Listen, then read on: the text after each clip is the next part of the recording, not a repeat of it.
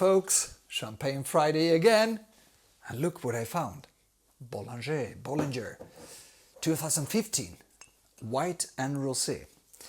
Why am I sitting here? Because this is part of every ordinary day in a champagne expert's life. The reason is coming from the pandemic. You know, when we started to have all these Teams meetings, etc. And we're still using it. So right now, I'm waiting for Denis Bonner, the winemaker, chef de cave at Bollinger, and we will taste together different bottles, of course. It could be bottle variation, but he will describe and I will taste from here on the computer. Then we're going to drink it, Björn and me, together with some nice Bollinger food. Listen to you, and then we taste together.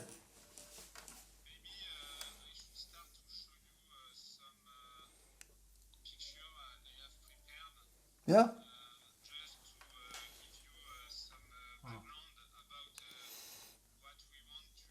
Ah, beautiful hiking picture. Yeah. Yeah. Yeah.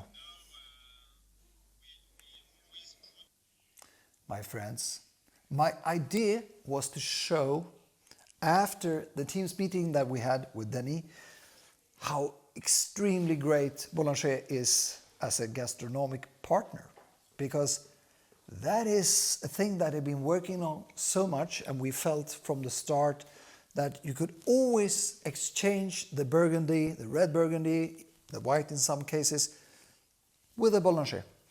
And in 15, that is more true than in many other vintages. So we actually made a chicken à la Bresse, a little bit like the simple version of Paul Bocuse or something like that, but it didn't look nice. So actually, a mistake, it didn't work.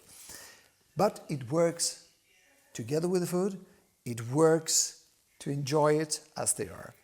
And you can read every detail in the tasting notes, of course, in the champagne tasting library.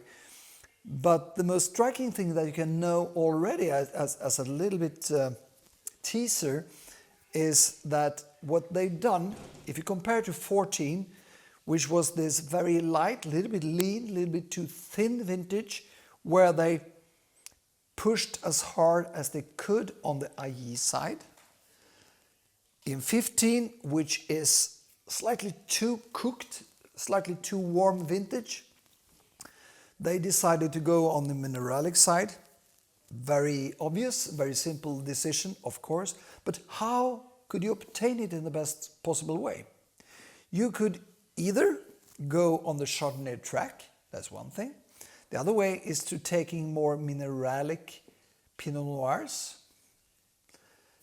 The problem with 15 is that most of the villages, even in the Grand Crus, with the exception of certain parts, especially in Avis and a little bit in Chouilly, with a strong minerality, actually avoids this very cooked characteristics, this cider-like over-mature apples, which is a problem for me aromatically within the Blanc de Blancs. So what they did was a combination of those. Slightly more Chardonnay, but from Avis mainly and Chouilly. And on the Pinot Noir side, more of the Versenay than the IE.